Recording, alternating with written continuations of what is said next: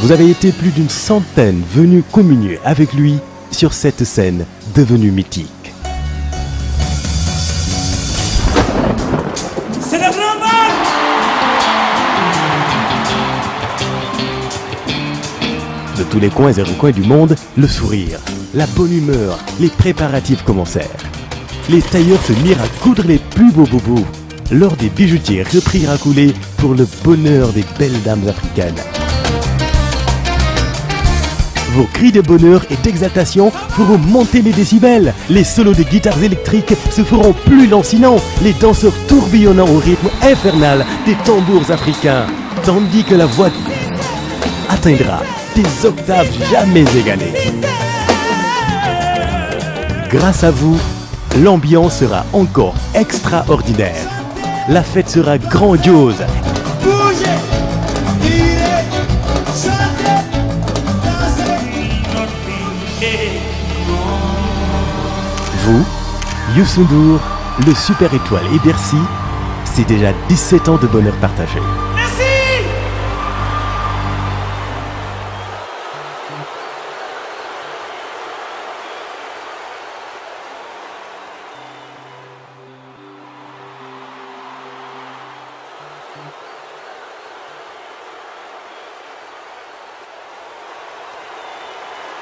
Ça c'est Youssou N'Dour.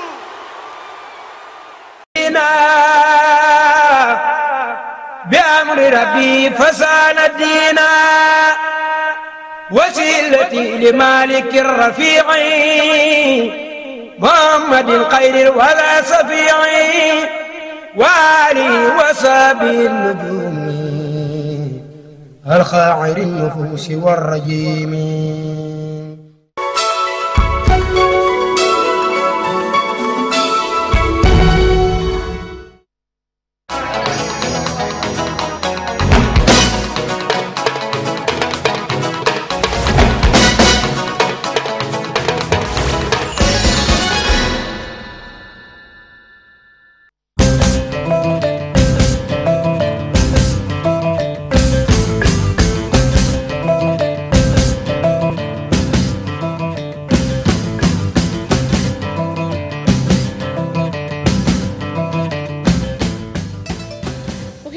di bi ak télévision Futur Média benn waxtu jot nag si génn kon ci xibaaru digg bëccëg bi li ci gën a fës grève boo xamante ni borom camion yi kon namm nañu ko fukki fan ak ñeent jàpp fukki fan ak juróom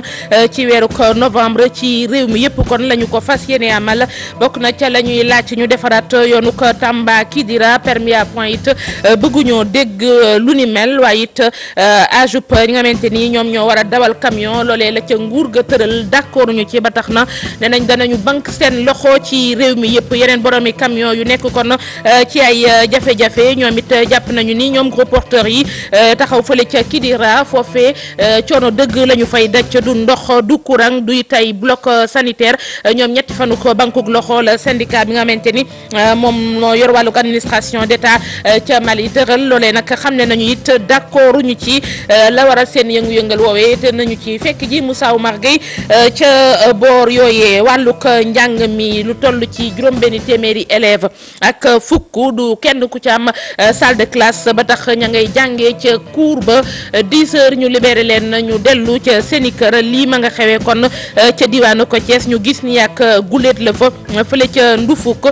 fa la amee ca commune bu Fandène foofee waajur yi jaaxle nañu ba tax na bëgg nañu ñu indi ci ay saafara ca na mu gën a gaawee FMI mi jàpp ni njëgu courant bi seer na loolu ci Sénégal dañu ko war a wàññi loolee dinañu ko waxtaanee ñoom ci gan Modibo Diop ancien directeur général bu ASER agence sénégalaise d'électrification rurale mooy gan gi kon na ci xibaaru digg bëccëg bi monsieur Diop ñu ngi leen nuyu di la dalal jàmm. soxna si. di rafetlu kon teewaay bi ca kanam tuuti danañu amal waxtaan wi wàllug kon politique danañu waxit ci kàddu yu tukkee ci ministre bi ñu dénk wàllug yoon xam le ni la ko yitteel du lenn loo xamante ni rek moom moo di palaatuk président Macky Sall te moom Ismaïla Madior Fall du ki nga xamante ni moom moo taxaw fas yéene indi coow kon ci biir parti bi Aada ak Cosaan ak Biennale des Arts bi nga xamante ni ñu ngi koy waajal 13e édition lu toll ci fanweeri réew ak ñett kon danañu teew si fii ci Sénégal waajtaay yooyu koppar ya ciy dugg ci njeextalu xibaar yi Aïssatou Paye dina ci dikk ak yéen ponk yaa ngoog mbokk yi nis tut ñu yaatal ko.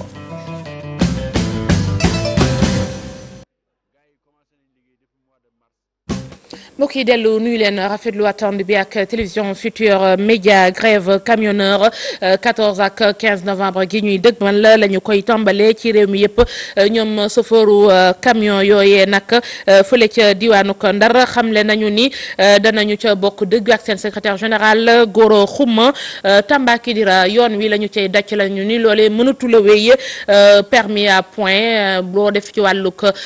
njombe bu yàggee ñu tiire ko ba say poñ mën a jeex. loola it bëgguñu koo dégg waaye it âge bi ñu bëgg a tënk ngir dawal camion loola bokk na ca la nga xamante ni moom la ñuy naqarlu fële ca diwaanu ko Ndar ka ñu dénk seen ko kaddu Pape Maguette Diop wax ci ak Ousseynou Diop. fas yéene nañu grève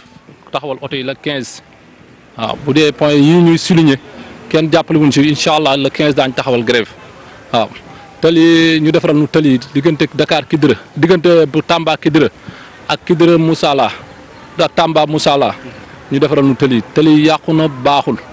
oto yaa ngi ci dal di ci ay musiba ak lu ne dina ci fekk waaw beneen bi mooy permis en point kooku ñu ngi leen di ñaan ànduñu ci loolu pour ñu bañ ko appliquer ak 30 ans waaw parce que loolu mënoo jàng métier ba am 30 ans di soog am permis loolu xam nga raisonnable waaw. troisième point bi ñu ngi leen di xamal ne leen assurance CEDEAO Gambie Guinée ak Gambie Guinée Bissau ak Mali waaw ñu appliquer nu ko lu parking routier waaw parce que amuñu fu ñu noppaloo camion da ngay daw ba sonn guddi amoo foo gaare da ngay droite ci àll bi ñu xotti sa base wàccee say bagage say marchandise waaw bu dee ville yi dëkk ville yëpp ñu wutal nu ci parking boo xam ne camion bu ñëwee dana mën a droite waaw pare nañu daal pour ànd ak suñu secrétaire général Gora Xuma ci grève bi waaw ànd nañoo moom ci grève bi pare nañu daal pour taxaw pour grève. parking yu gros porteurs yi fële ca Kidira foofee moom du ndox mu fa am wala li nga xamante ni sax moom moo di kon courant bloc sanitaire nag noonu Union des routiers du Sénégal naqarlu situation boobu leneen loo xamante ni it d'accord ñu ci moo di grève ñetti fan bu syndicat national administration d'État fële ca Mali Moussa Omar Gueye la ñu fekk ji ca diwaan ba. ci Kidira parking gros porteur fi nga xam ni ay téeméeri camion ñoo fa nekk na benn terrain boo xam ni dañ ko xotti rek daal di teg amut lenn loo xam ni def nañ ko fa du ndox du courant du ay gaanuwaay ñi nga xam ni ñoom ñooy dawalkatu daamar yu mag yi ak seeni apprenti di fa dund jafe-jafe yu tar. da ngay chargé poids nga ñëw ci pont bascule ñun la poids bi nga yeb 10 na li nga ëppal kaay fay ko léegi boo ko fayee ba pare xaalis boobu ñu fay lan lay jariñ pour bu tali yàqoo ñu defar ko. mais lan moo tax ñu encaissé xaalis boobu ba pare téye ko bañ dafa tali. amul benn toilette bu fi nekk. suñuy papa fi nekk suñuy maga fi nekk suñuy rakka fi nekk soo gàddoo sa bidon jaar ne ñu lay seen fu ne nga fay dugg. chaque camion 1000 francs lay fay par jour saa yoo génne 1000 francs ngay fay mais xoolal loolu ñaata camion ay 200 et quelques camions di génn par jour loolu def je pense que te 12 sax mënuñu ko am ay toilettes yoo xam ne fii suñu bëggee dem toilette ay oto la ñuy jël. di dem Kidira di ñëw di fay ay Jakarta. askan wi yeewoo ci Kidira di yuuxu wàllu jëmale ko ci nguur gi jëmale ko ci ñi nga xam ni ñoom ñoo ŋànk municipalité bu Kidira ndaxte li nga xam ne seetlu nañ ko dafa nar jur musiba mbàbb kumba. ay téeméeri nit bëgg leen dëkkaloo foo xamante ni amul toilette amul dara kon ñooñu bu ñu bëggee dem def ay besoins je pense que amul feneen fu ñu koy def lu dul si biir àll bi. te loolu xam nañ ni bon loolu li mu nar a indi comme ay jàngoro si biir dëkk bi donc foog naa ni loolu moom vraiment autorité locale yi war nañ fexe tout camions yi fi taxaw danger la pour la population de Kidira parce que boo xoolee Kidira marchandise camions yi fii jaar bon ëpp na ñetti téeméer ba ñeenti téeméeri camions par jour te camions yooyu marchandise yu ñuy yóbbu am na sax ay produits yoo xamante ni ay produits toxiques la ay produits yoo xamante ni baaxuñu pour la population. donc ñun suñu problème principal mooy lan tey dañoo doon ñaan nguur gi mu utal ñu même bu dee benn yoon boo xamante de contournement pour que camions yi nga xamante ne danay yàpp ay produits toxiques ñu mun see jaar ñu bañ a daar si biir dëkk bi. ñetti fanu grève yi nga xam ne syndicat national bu administration d'État def nañ ko ci Mali nekk na ñetti fanu grève yoo xam ni gàntal boobu indil na jafe-jafe ñi nga xam ne ñooy dawalkatu camion yi nga xam ne ñoo fare ci Kidira ndaxte kat bu ñu jógee mënuñu dem mënuñu dikk lépp nag dafa tagga témbe woon ci diirug ñetti fan. Union des routiers du Sénégal ba léegi ni si fukki fan ak juróom ci weeru novembre fas nañu yéene amal benn gàntal ngir jafe-jafe yi nga xam ne ñu ngi koy dund ñu daal leen koy sàpp. ñu dem ba fële ca diwaanu Thiès Ndufuk benn village la bu nekk ca commune bu Fandène foofe nag jàpp nañu ni benn école moo fa nekk lu ëpp juróom-benni téeméeri ndongo ña nga fay xëy bis bu nekk waaye du benn classe boo xamante ni ma nga fay dox ca cours ba la ñu leen di jàngale 10 heures ñu libéré leen ñu dellu ca seeni kër loolee nag ñi nga xamante ni ñoom ñoo di waajur yi nee nañ mi ngi bëgg a ëpp ay saafara lañ ci bëgg ca na mu gën a gaawee Cheikh Anta Diop. Ndufuk di dëkk bu nekk ci commune Fandène fii de bariwul l'école benn l'école rekk fi nekk lu toll ci juróom benn téeméeri xale di fi jànge te ñaari salle de classe rekk la ñu am ndongo yi bariwaay bi nag moo tax dañ leen di génn ñuy jàng ci cours bi ci naaj wu tàng wi directeur école bi sax nee na jafe-jafe yooyu tax ne xale yi bu 10 heures jotee ñu génn leen ñu ñibbi. école bi mooy école Ndufuk école élémentaire Ndufuk nekk ci commune Fandène dans le département de Thiès IEF Thiès département juróom benn téeméeri élèves mooy 600 élèves ñoo fi nekk waaye ñaari salle de classe rek a fi nekk lu naaj bi gën a tàng à 10 heures 11 heures dañu obligé libérer leen ndaxte naaj bi bu ngeen xoolee naaju sibiru la d'ailleurs élèves yi ñoom seen bopp à part de 9 heures bu commencé kii ñoom ñooy xaw a kaas di riposter te ils ont raison dañuy obligé di leen libérer leen ñu ñibbi. jàngalekat yi élèves yi parents d'élèves yi nee nañ mbir mi de lu toll ci ñeenti at a ngi nii lii la ñuy dundee jur na njàqare bu baax a baax ci élèves yi ak sax seeni waajur. depuis 2014 ba léegi école Ndufuk xale yi sonn nañu dañuy jàng 10 heures ñu libéré leen parce que naaj bi ak sibiru yi jàppale leen ñu te yàlla rek tax sonn nañu école Ndufuk élèves yi sonn nañu. ñoom sax ñi ngi sàkku ndimbal nag ci waa autorité académique yi ci inspection d'académie bu Thiès ak nag ñi nga xamante ne ñoo nekk ci bopp moomeel yi ñu taxawu leen utal leen ay salle de classe yoo xamante ni daañu fa mën a jàng ndaxte lii de nee nañ mënuñ cee dëkk te sonn nañu lool. képp ku ñu mën a dimbali nga ñëw dimbali ñu. rapport Fonds monétaire international ak Sénégal fi ñu ko bëgg yóbbu ak yeneen i réew yi gis nañu ni fii ci wàllug koom am nañu ay jéego yu ñu def ak 6,8% ci wàllug croissance nee nañ la ko waral nag bokk nañ ci ay investissement public waaye gis nañu ni fii ak 2018 wax nañoo mën a àgg 7% ba tax na am na ay conseils yu tukkee ci kuréel gi jëm ci kilifay réew mi ne ci lim ndaje mi ak Pape Fara Gningue. croissance économique bu Sénégal mun naa dem ba juróom-ñaar ci téeméer boo jël fii ak atum 2018 suñu sukkandikoo ci xayma yi nga xam ne FMI def nañ ko daat koy teg nag ci wàllu investissement yi nga xam ne def nañ ko ci réew mi. ci suñu appréciation Sénégal mi ngi gën di wéyale di am taux de croissance boo xamante ni bu gaaw la te atum 2017 mën nañ jàpp ne am nañu toll ci 6,8% li nga xamante ni te am na solo lool ci bile réew ndax tamit dépenses yi li ñuy woowee investissement ñal wàllum infrastructure yi loolee yëpp mi ngi gën di ñoŋ naam tamit investissement public yi am na ay répercussions yoo xamante ni yu baax la ci li ñeel wàllum croissance bi. lu jëm ci wàllu bor bi nga xam ne jege na juróom-benn fukk ci téeméer boo jël directeur FMI bu Afrique nag dànkaafoo ñi nga xam ne ñoo nekk njiit yi. des na koy jàppale waaye tamit yemale la nga xamante ni te moo di déficit mooy manquement ya nga xamante ni ñel na wàllum budget bi te fii ci zone bi nga xamante ni te moom lañu nekk ndax nit boo jël ci téeméeri fii ak atum 2009. directeur général bu planification ak politique économique fii ci réew mi dégg bu baax li waa FMI wax naka noonu muy wax fi ñu dugal yooyu la koppar. yooyu la bokk donc maanaam fi mu nekk nii dette bi nekkagul problème mais nag gouvernement bi stratégie bi yëpp mu ngi def tout pour que dette bi bañ a nekk problème.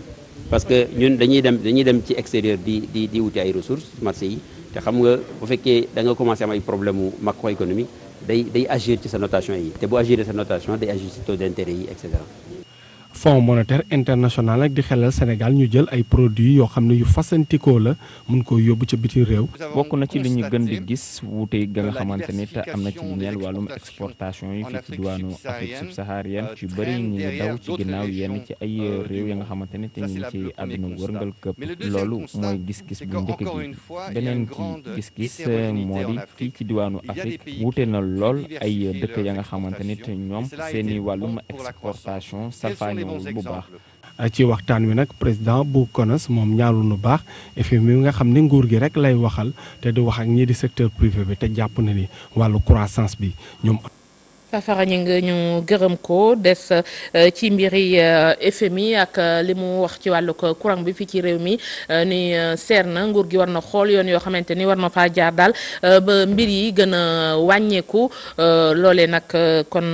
bokk na ci li nga xamante ni siiwal nañu ko ñoom ci gan wax leen ko ci ndorteelu xibaar yi Modibo Diop ancien directeur général ASER agence sénégalaise d'électrification rurale polytechnicien expert consultant international ci wàllu ndox énergie ak structure niñ ko waxee doon fi jiite ASER dellu nuyu la monsieur Diop. may fay soxna Ngoné. FMI ci courant bi. seer na la ñu wax da nga koy dëggal wala. waaw courant bi moom cher na moom. cher na ñëpp d'accord nañ ci société Afrique li ci ëpp muy Sénégal muy Mali muy Guinée courant bi cher na parce que ni mu chéré mooy tax ñi ci kër yi di ko yëg muy ménage yi muy tax opérateur industriel yi comme ñi yore ay société di defar di exporter defar ay jus defar ay mango et puis di jaay ay comme société plastique yi dañuy yëg njëgu courant bi. am na ay pexe nag yu ci mën nekk mais courant bi en Afrique cher na loolu sax du FMI daf ko wax parce que am benn rapport boo xam ne génn na daaw bu ñu def étude courant Afrique yëpp boo xam ne Banque mondiale ñoo ko créé woon dañu wane ne cher na et puis dañu wane aussi fan la war a yegg pour nit ñi mën ko antal. fan lañ waaw li ñu génn ci rapport mooy courant bi cher na en Afrique courant prix bi baax dëgg nga xam ne nit ñi nañ ko antal industrie yi di liggéey di jaay bitim lañu antal entre 55 et 60 francs CFA la. te tey jii booy xool moyenne prix kilowattheure en Afrique comme qu'au Sénégal ay 110 120 le soir. presque le double en fait. ëpp na ko sax yenn saa yi ci yenn dëkk yi. wàññi woon nañ fii 10% mais taxul askan wi yëg ko. coono dëgg la mel na ni xëy na lu ndaw ci li ñuy daj. waaw wàññi boobu amoon na solo nag amoon na solo parce que 10% aussi boo ko xasee def di nga dégager loo xam bu dee kër yi la di nga am ci sa kër loo mën a jënd saakub ceeb soxna Ngoné loolu. mais ci téeméer boo jël fukki dërëm solo nga ni loolu loolu amul solo. am na ci solo nit ñi di daj. bu dee ci industrie tamit facture kenn dootul nelaw sa borom kër yëpp ay mer. ñëpp a sonn ku ne ñëw yërndu dafa bon bu dee ci mbiru industrie am na solo mais wàññi bi ñu war a def dëgg mooy li rapport bi wax mooy ne il faut ñu dem ba kilowattheure bi di jaar ay 55 francs en moyenne te waxuñu Sénégal rek rapport Banque mondiale bi ci Afrique la ñu wax parce que constaté na cher na doxu courant bi bu chéré tey ndox mi day cher parce que ndox mi ci courant lay jógee. ci wàllu woowu laa bëggoon ñëw yow mi doon ci yëngu ci wàllu courant bi. conséquences yi au delà de ndox mi am na yeneen jafe-jafe yoo xamante ne compétitivité entreprise yi. tey bu ma entreprise boo xam man dama nekk Sénégal di jël mango di ko transformer di ko def jus de mangue di ko exporter Europe kenn nekk Maroc di def. sama jus bouteille litre jus de mangue bu génnee mooy gën a cher bu Maroc kooku conséquent moom la ñu appelle compétitivité des entreprises ci industrie aussi day feeñaat ñiy defar plastique ñi nga xam ne ñu ngi n'importe quoi ñu mën a defar beurre et tout day dem ba loolu bu yàggee day tax beneen société du jóge bitim réew ñëw di investir fii loolu moo gën a dangereux sax quoi parce que tey jii créé nañu ay zone de développement ay Diamniadio ay zone industrielle mais seen premier problème bu ñëwee am na comme dañ ñëw fi pour defar câble am na man benn société moo xam boobu câble rek lay liggéey bëgg a jógee Chine ñëw liggéey Sénégal mais seen premier problème mooy le coût de l'électricité boo ko comparé ak pour Chine comparé ko ak Maroc comparé ko peut-être ak yenn pays européens yi comme la France c'est un peu cher donc il faut ay jéego forcément am ci je pense que jotoon nañ def dara mais mënaat nañu def dara pour prix bi wàcc. mais souvent lay état mooy baril bi ci àdduna bi mais ça fait un bon moment njëg li wàññiku na bu ñu koy méngale ak Plantacal il y a quelques années ak fi ñu toll tey jii lu tax sentiruñu ko. waaw baril moom wàcc na bu baax parce que booy xool mi ngi jóge presque ay 140 130 dollars il y a 5-7 ans ba léegi mi ngi ci une 45-50 donc peut-être foofu am na effort yoo xam ne état bi am na marge liggéey mais aussi loolu tamit boo koy def tamit il faut nga boole société bi tabax courant bi. muy Sénélec fii muy Guinée EDG muy EDM Mali il faut ñoom tamit ni ñuy dundee seen ay frais il faut mu wàcc da ngay boole am prix baril bu baax ba pare wàcce frais de fonctionnement interne il faut reconnaître quand même boo xoolee Sénégal un peu ak surtout électricité Guinée góorgóorlu ñu côté boobu góorgóorlu nañu ci wàccee frais yi mais nag des na ay effort. mais Guinée nga wax yeneen réew yi la woon donc war nga mën a góorgóorlu davantage. waaw mën nga góorgóorlu dëgg mooy dem ba mel ni France ni mel France tey boo gisee kilowattheure bi ay 55 francs la ndax mais nag ñoom nucléaire la ñu yore parce que ñun li ci sax mu cher mooy ñun ay groupe la ñu yore yoo xam ne fuel lay doxee fuel bi baril bi la il faut aussi ñu ñu liggéey wàññi suñu frais mais am yeneen source énergie comme jant bi peut-être pas pourquoi nucléaire demain ak ndox mi.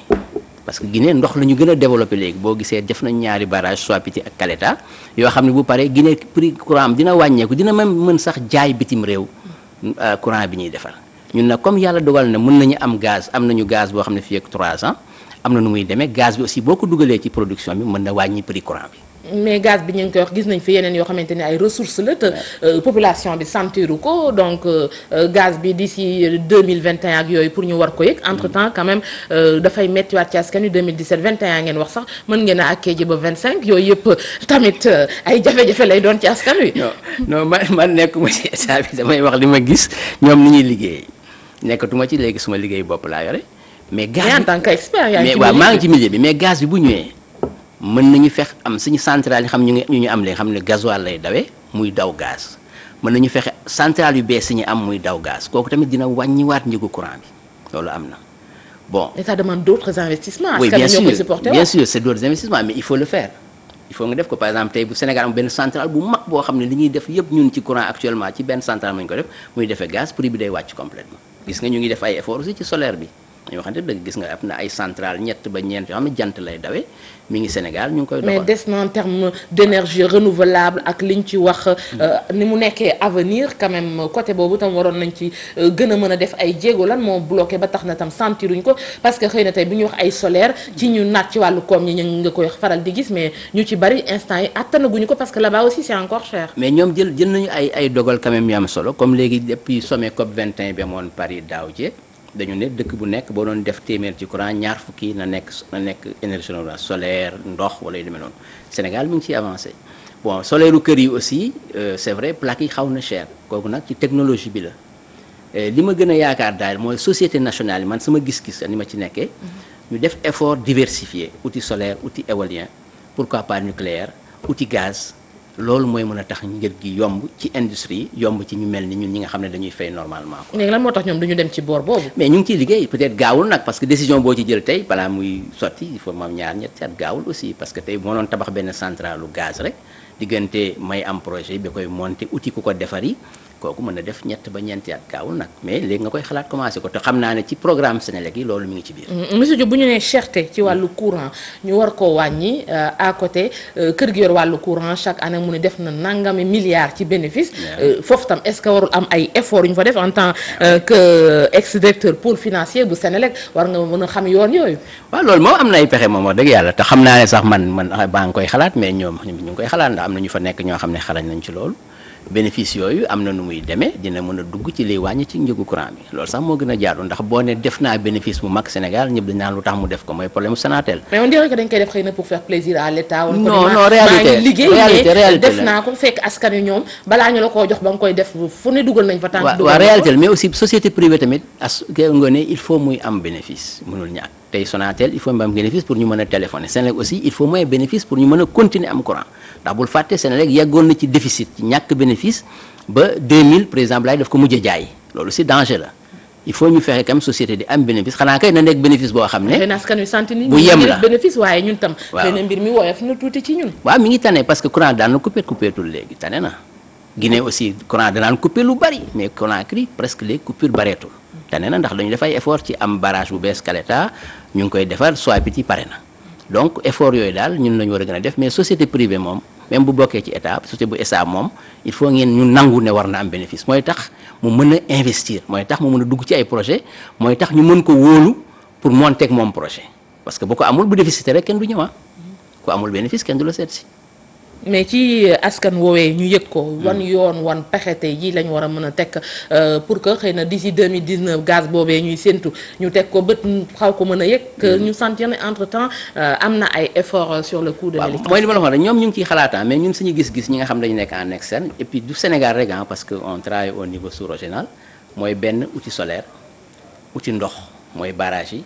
peut-être même nucléaire ba pare outil ay centrales yoo xam ne même bu dee dawee gasoil dina mën a jël gaz te loolu Sénélec li ci ëpp ci ay centrales am mën nañ jël gaz bul fàtte ne Sénélec tey am nañu fu ñu naan sajaratu foo xam ne gaz Sénégal mi ngi produire gaz boo xam ne ñoom dañuy jël gaz di ko jaay Sénélec pour ay centrales am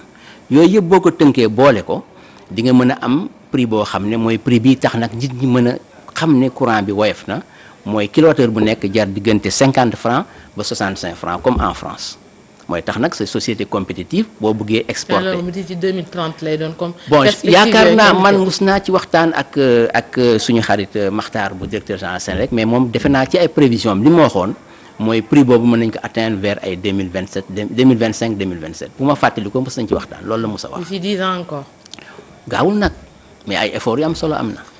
entre temps xam naa bi jaay moom dana yokk ci borom kër yi ndax coono dëgg lay doon. gërëm ko monsieur Modibo Diop lañ doon dalal ancien directeur général Boiser agence sénégalaise électrification rurale polytechnicien expert consultant international ci wàllu ndox énergie ak infrastructure nouvelle technologie jaajëfal la ci teewaay bi. merci bien jàngale. ñu wéy ci wàllu ko xibaar yi ak ministre de la justice moom nee na li ko yitteel moo di président Macky Sall faluwaat 2019 te bu kenn xalaat ñu jaaree ci moom ngir indi coow ci biir APR. Ismaïla Madior Fall ci micro Ousseynou Thiam Bira Diagne. Moi je suis venu à Rufisque pour une simple raison. En tant que natif de Rufisque, je suis venu ici pour apporter ma contribution pour la consolidation et la massification des forces politiques qui soutiennent le président de la République pour sa réélection triomphale à la présidentielle de 2019 au premier tour. Que les forces politiques qui soutiennent le président de la République font ici depuis 2008. Et pour ça, njëgalu ci nasaraan yi ak joxin ji ñu dénk wàllu ko yoon doon àddoo fële ca Tëngéej diggante maître Abdoulaye Wade ak président Macky Sall ak jubbo am ci loolee yéene la bu xalif général kulli murit am ki ko dëggal ki yor kàddu ko sëriñ bi ci boppam sëriñ Bass Abdou Khadre dellu si ci démb ni loolee bu amee dana bokk ci li nga xamante ni ci réew mi dana fi yokku ak dal moom sëriñ Bass Abdou Khadre Mohamed Jo Diop ñoo moo tatanay kàddoom ak Talla Sambo. ne sañ nga ñaan li nga xam ne moom nga yëg ci soxol mooy ñoom ñaar ñi nga xam ne kee fi ne woon ak kii fi ne suñ borom déggale leen bañ nekk benn néew ma nag ñu ànd ci politique ndax loolu sama yoon néew ci du lu ma war a lijjanti xaw ma lañ ca war defal lañ ca war def waaye jàmmoo gi ak déggoo gi daal moom bokk na ci li nga xam ne man sama ittee te du sama ittee man képp it ndax ki fi nekkal Sëñ Tuubaa di Cheikh Sidi Mokhtar toog naa mu wax Abdoulaye Wade ne ko li ma gën a itteel mooy yéen ñaar ngeen ànd nekk benn toog naa it mu wax Macky ne ko li ma gën a itteel mooy yéen ñaar ngeen ànd nekk benn la ci des nag xëy na saa su ko suñu doom tuddee dana am mënees na xam lu tax ngeen am bëgg-bëgg bu di mel da ngeen gis ne mooy ci la njëriñ Sénégal ne foofu rek lañ ko teg te ñoo xam ne ñëpp dañ lay seq boo sawee ñëpp jàmm la ñu nekk ni ñu ko bëgg ci ñoom ñaar rek ni lañ ko bëgg ci ñëpp buñ sañoon réew mi fu nekk jàmm àndandoo nekk benn très bien boore luñ leen ko ñoom ñaar justement ndax foofu laa li ñuy wóote seen biir nag loolu moom seen jëfi politique la dox diggante El Hadj Assane Gueye ak Serigne Bass Abdou Khadre Sénégal réew mu am démocratie la waaye it bari na ay qualité yoo xamante ni mi ngi fii ci wàllu ko xeex ngir aar ko am réewam demee ni terrorisme ki xam ne lu ni mel moo di ambassadeur bu France Christophe Bigot waaye jàpp na ni tey jii lii di terrorisme dafa toll foo xamante ni faaw nga lëngoo ci ak ñeneen ngir mën a aar sa bopp ndax pexey gaañ yi du saa su ne nga cay mën a rëcc mu rafetlu nag capacité yu service renseignement police ak gendarmerie fii ci Sénégal ay kàddoom Abi Faye Modou Diop ñoo ko taataan. Le Sénégal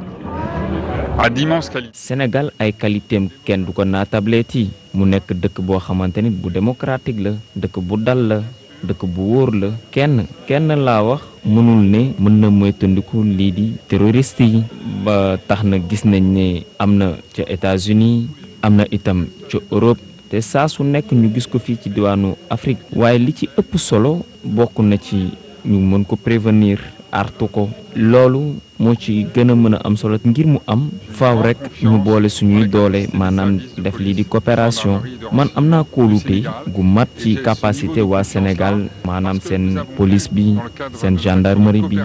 seen renseignement yi fii daal mën naa ni lépp ñoŋ na ngir ñu mën a artu lii di terroriste de nos partenaires. Sénégal France yokk visa ya mu daan jox kon fii ci Sénégal rawatina ngir étudiants yi teg na ca yeneen junni visa gis ni kon waxtu yi ñu ngi toll ci 3500 fii ak 2019 war naa mën a dem ba ci kon juróomi junni ci wàllug visa dellusi nañu it ci condition nga xamante ni étudiants yi moom la ñuy nekkee foofu nuñ ca mënee indi lu gën Habib Faye Modou Diop. réew France fas yéene may lu toll ci ñetti junni ak juróomi téeméeri visa étudiants yu Sénégal yi bëgg a dem foofee ngir wéye li fa seeni njàng maanaam junni ci ay visa moo ca yokk te réewum France la muy mbébét moo di fii ak atum 2019 maye lu toll ci juróomi junni ci ay visa. Depuis un an, on a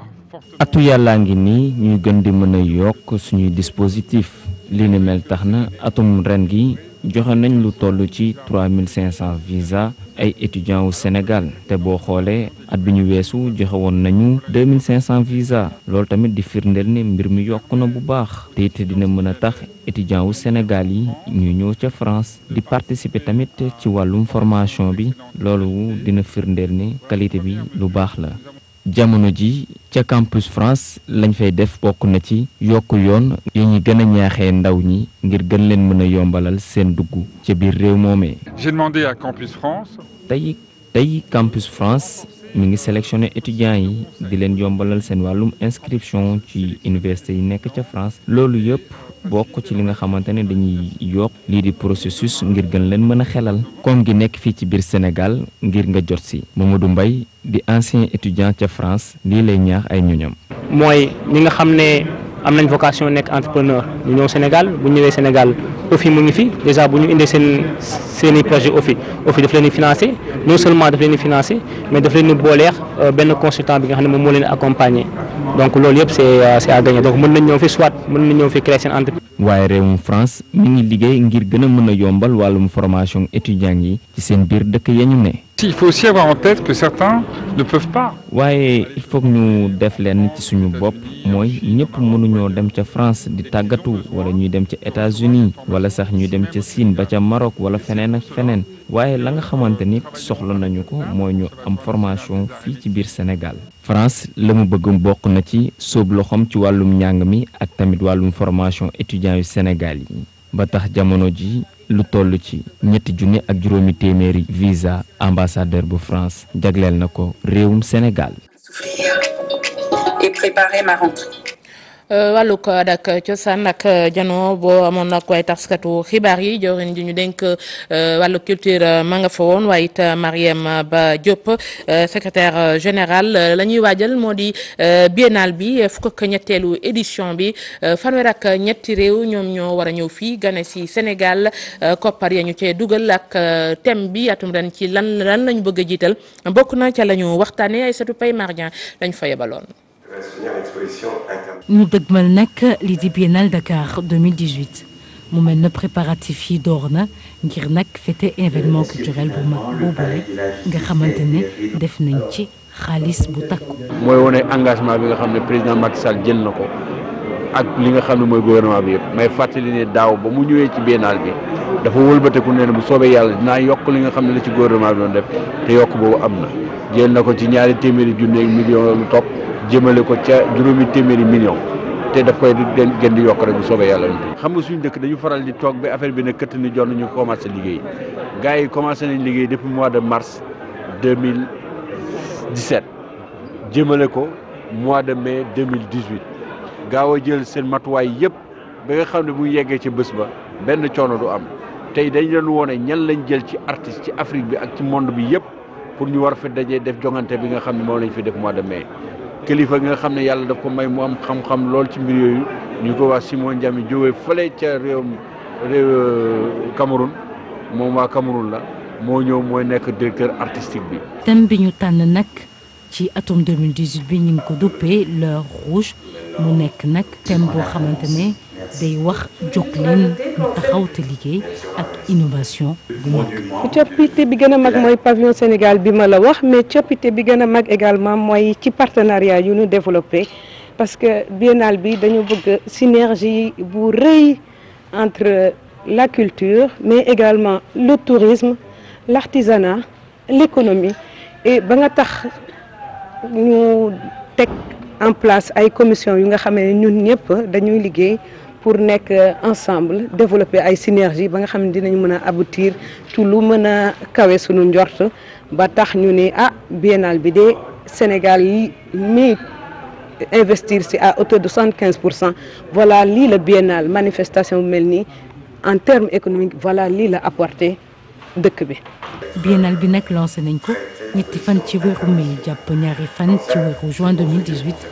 ci Dakar nag dina am ay rencontres ak ay échanges yu bëri lu toll ci 75 artistes jóge ci 33 pays yu wuute nar nañu nag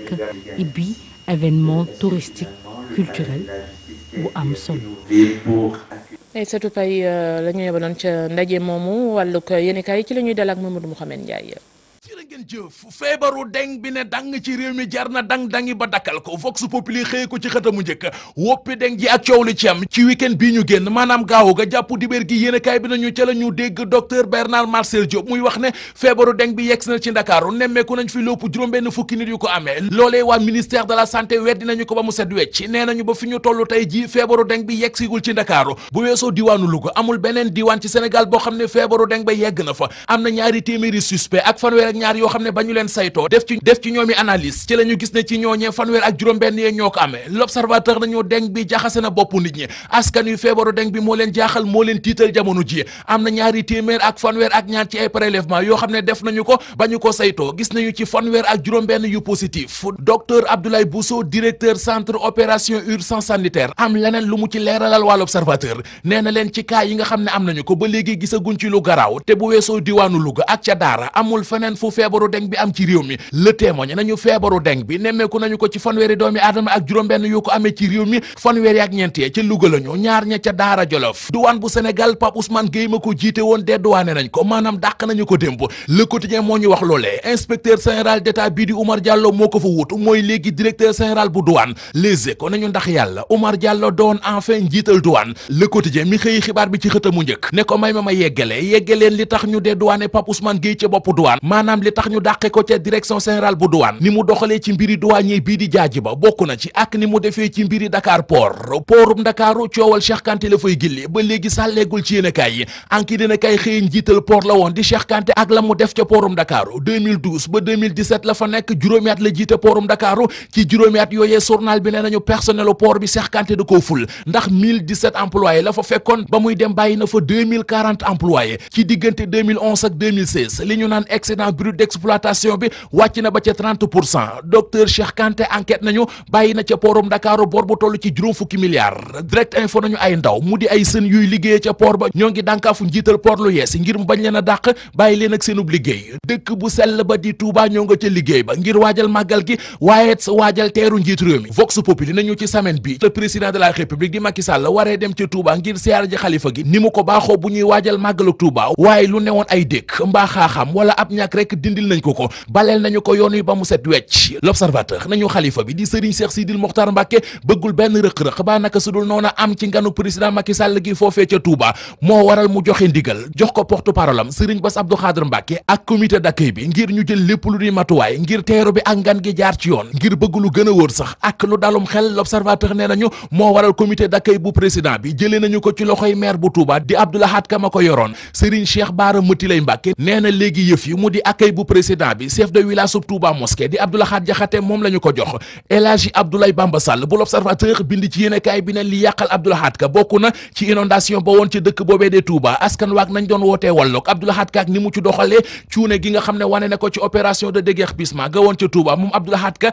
ak congo gi mu fi songoon ministre Yaya Abdou Kane te tegewul fenn ministre Moustapha Diop mi ñu ne toj na assemblée nationale keroog ndax tëlee làkk tubaab yu jaar yoon xibaar boobee dara du ca dëgg honorable député Cheikh Seck moo ko wax député bu parti socialiste bi moom la direct info xëy dalal ci xëtamu njëkk mu ne képp ku dib député xibaar boobee ñu bind ci ministre Moustapha Diop metti na la lool ndax yëfi ay sos la ay kàcc la Moustapha bokk na ci ministre yi député yi gën a rafet ak jaaram ci assemblée nationale te bu ko neexoon mën naa bañ a ñëw assemblée nationale ndax ba ñu ko fale ak léegi yàggul terewul ñëw na wax na fa lu ñu mën a dégg wax na fay lu ay caaxaan dul dindi borom bopp borom xam-xam pire honorable député Cheikh Seck ne mooy Moustapha Diop Cheikh ne dégg naa ñu ne man maa ko ne bu la neexee tontu yi mën nga ko bind ci këyit joxe loolee maa ko wax waaye li tax ma wax ko moo di njëkki wuñ ko ci moom defaloon nañ ko fi ministre de l'énergie defaloon nañ ko fi it ministre de l'environnement ndax laaj yi leen député yi di laaj yëpp buñ ko bëggee tontu jot gi du leen ko may député Cheikh Seck ne ñi sos yu rëy yooyee ay lâche lañu te it dinañ leen wër ba feeñal leen wax feeñ la wolof wax le témoin nañu ci biir parti socialiste am na luñ fay waajal journal bi di laaj ndax nekkuñu di lijjanti majorité ci PETS ne ñi ànd Khalifa Sall li ñu bëgg moo di fexe ba jënd ay carte yu bari ngir mën a contrôler comité yeeg section yeeg coordination yi ba bu ñu yeggee tey ci congrès ñu mën a teggi Tanor ci lu gaaw ñori gi ñu bëgg a ñori immunité parlementaire am moom honorable député Khalifa Sall Sud Quotidien nee nañu waa assemblée nationale taxawaalu wuñ ci teet yàggaluñ ko fenn door nañu ko compte à rebours ba tàmbali na lu doy waar moom la Les Échos xëye tey ji ubbi leen journal bi déclaration de politique générale bu Idrissa Seck moo réer yéenekaay bi nañu boo demee ci site des archives fa nga xam ne fa la ñu ko denc ci jamono ji Abdou Diouf doonee premier ministre ba ci Mahammed Ibn Abdallah Dionne mi doon tey premier ministre déclaration de politique générale boo soxla danga ko fa fekk ba mu des bu Idrissa Seck moom bosam nee na mes Mamadou Mouhamed Ndiaye ñu gërëm ko bu baax jaajëfal leen yéen ñu doon teewlu xibaaru benn waxtu yi rédaction incha allah dana dellu si 19h30 20h ci yeneen i xibaar ñaanal leen ngeen yendu jàmm ak programme télé bi jërë ngeen jëf